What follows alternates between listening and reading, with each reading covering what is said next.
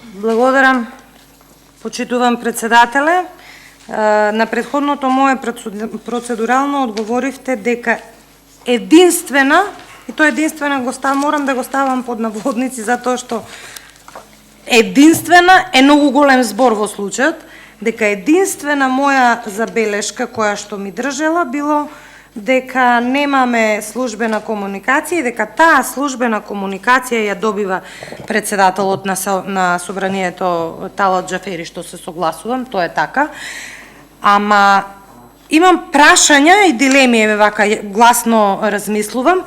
Дали таа комуникација помеѓу председателот на собранието и институциите кои што во моментот се ставени на дневен ред како институции во кои што треба да се изберат членови, е тајна и класифицирана.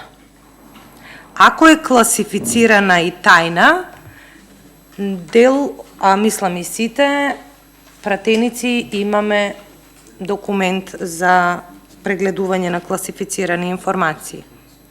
Ако не е тајна и класифицирана, тогаш за каква транспарентност говориме дека собранието е многу отворено? Под отвореност не значи само посета на средношколци и основци во собранието да видат како функционира и како изгледа, туку под отвореност и транспарентност значи прво и пред се информирање на пратениците сите подеднакво, значи не само СДСМ, дуи владеачкото мнозинство да имаат информации, туку особено опозицијските пратеници, ако видите во западноевропските земјите во кои што се стремиме, или само што не ни се отвориле вратите веќе 3 години со 5 прослави за датуми, наред е 6-тиот најверојатно, негова обврска е да не информира за службената комуникација која што,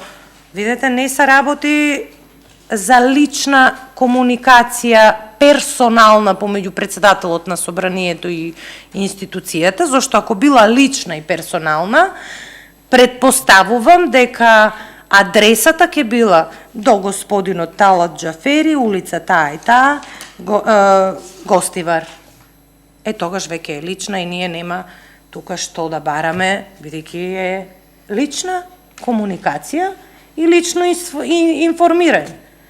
А доколку, секако дека е така, комуникацијата стигнува со адреса до господинот Талат Џафери, председател на собранието на Република Македонија, председателот на собранието на Република Македонија би требало да биде прв меѓу еднаквите.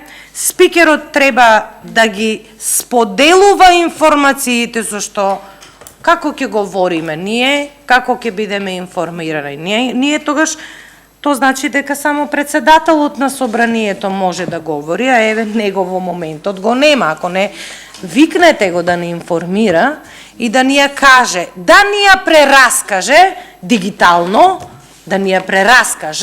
дигитално, комуникацијата помеѓу институциите кои што се, не знам, тука 5-6 на број, вклучително и Уставниот суд на Република Македонија, па да видиме дали тие точки треба да бидат ставени на дневен ред, едноставно да ја видиме комуникацијата. Значи не ви држи вашиот одговор на моето процедурално дека мојата единствена забелешка е дека председателот на собранието добива информации, точно добива информации, и дека вие како председател на комисијата не знаете тука и нема што да правите. Не.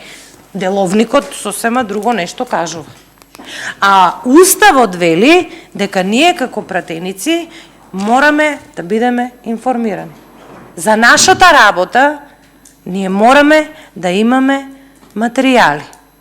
Ако веќе постои таквата комуникација, Може би председателот и немал време и е логично председателот по редот на нештата, председателот на собранието, поштата предпоставувам да ја носи, да ја делегира до службите, односно до генералниот секретар на собранието на Република Македонија и генералниот секретар да дава насоки на службите, да ги достават комуникациите до пратениците, освен, ке повторам пак, ако не се работи за тајни и класифицирани безбедносни информации, но и за тоа имаме начин на работа, се исклучуваме од јавноста, одиме во затворена соба, имаме безбедносни сертификати, ги исклучуваме новинарите и тука пак има деловникот начин на кој што треба и мора да постапуваат пратениците. Така да не ви држи вашиот одговор, почитувам председателе, дека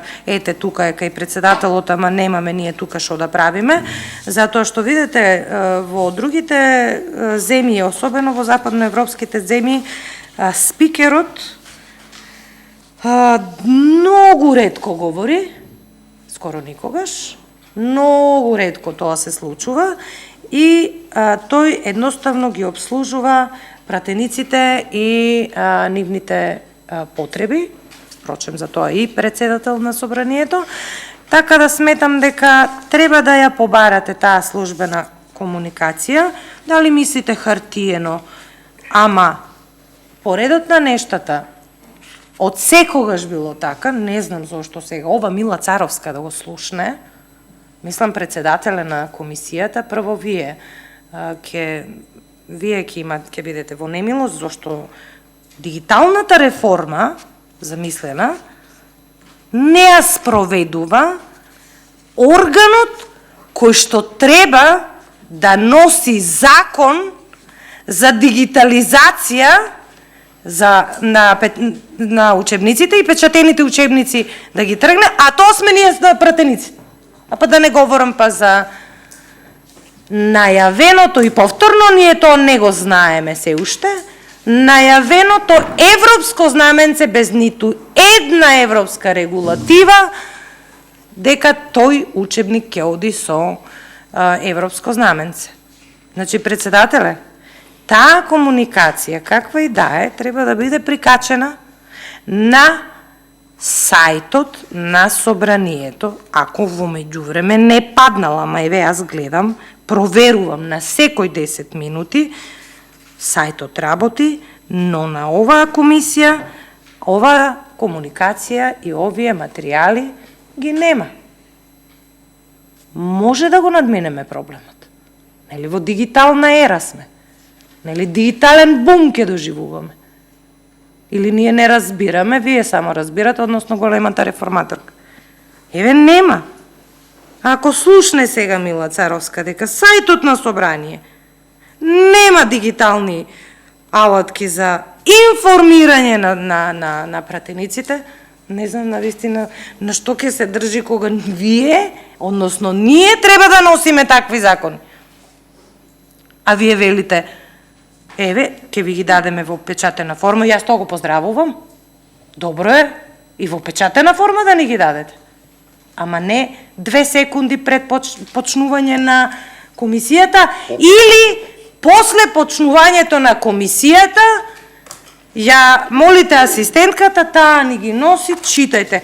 Па како што вели професорката Силјановска, ние сме джубокс.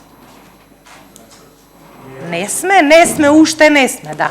Не. Не знам, ако се случи некоја нова еволуција за која што говореше господинот Заев, може би човекот и освен вака мултитаскинг да чита по 5 документи во исто време, може би и такво нешто ќе се случи, ама предпоставувам дека некои идни генерации тоа ќе го доживеат. Ќе каже господинот Заев за таа еволуција на човекот. Значи, почитувам председателе на комисијата, очигледно е дека не се разбираме, туку вие не сакате да не разберете, затоа што предпоставувам дека во моментот на телефонот добивате пораки од типот докаде сте, што сакаат овие, кажете им, бараат основно пратеничко право, документ, дигитализиран, закачан на сајтот на Собранието на Република Македонија. Кој тоа ќе го направи? Дали председателот на Собранието? Дали генералниот секретар на Собранието? Дали некој од службите? Не е наша работа. Дури не е ни ваша. Вие само како председател на оваа комисија, како наш колега, кој што сакате да си ја вршите работата, вие само треба да алармирате, вие може да се разговарате под председател и председателе колку сакате, јас ќе си говорам, не ме деконцентрирате. Да, точно. И може само да информирате, да алармирате дека долу во комисијата, во уставна сала, пратениците немаат документи за работа и дека треба да се закачи на сајт. Да ја одложите комисијата, бидејќи и сега да ги закачите документите на сајтот и да ни ги дадете дел нешто што ни дадовте, еве сега гледам тука за државна награда, ги гледам сега во печатена форма, има тука материјал и за дискутирање, за поздравување, еве ја гледам мојата сограјанка Гордана Нацева, браво. Значи, имаме што да дискутираме. Ваша обврска е само да алармирате, да ја прекинете седницата тука, сега и веднаш, да ја закажеме. Ке си се видиме, ке си направиме мобет, ке ги кажеме ние нашите ставови, вие вашите ставови. Материјалите што ќе бидат прикачени, нека бидат прикачени дали денеска, дали утре, има време, каде брзат. Нема потреба да се брза. Уставниот суд, секако нешто не сум слушнала дека носел некакви одлуки, последниве крупни одлуки требаше да донесе. И имаме и таму што да зборуваме.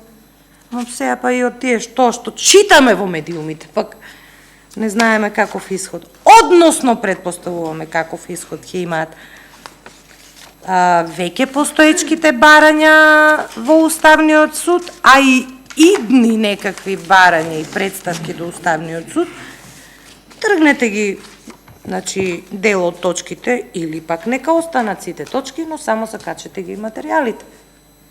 Закачете ги материјалите на сајтот, дигитално, ќе повторам, дигитално почитуван мој колега, председателе на комисијата, прекинете ја тука комисијата, немаме услови за работа.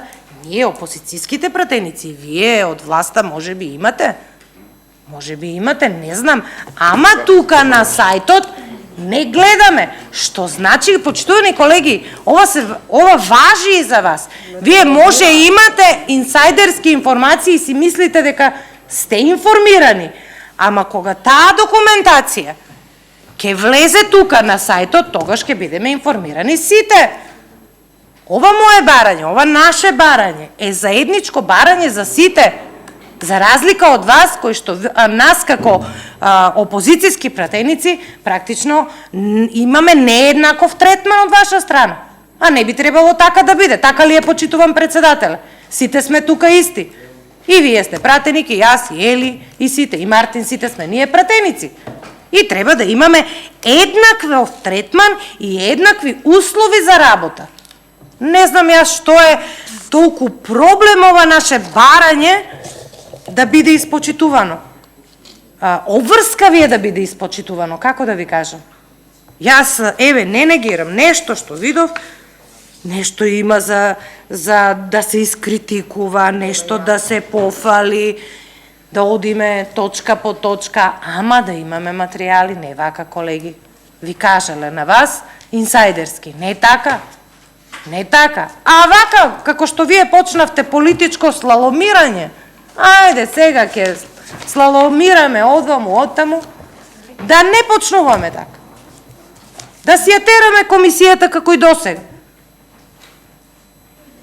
Да не правиме проблем таму кај што нема проблем. Оти реално ова се решава. Овој проблем се решава. Ова само зависи, председателе, од вашата волја. Благодарам.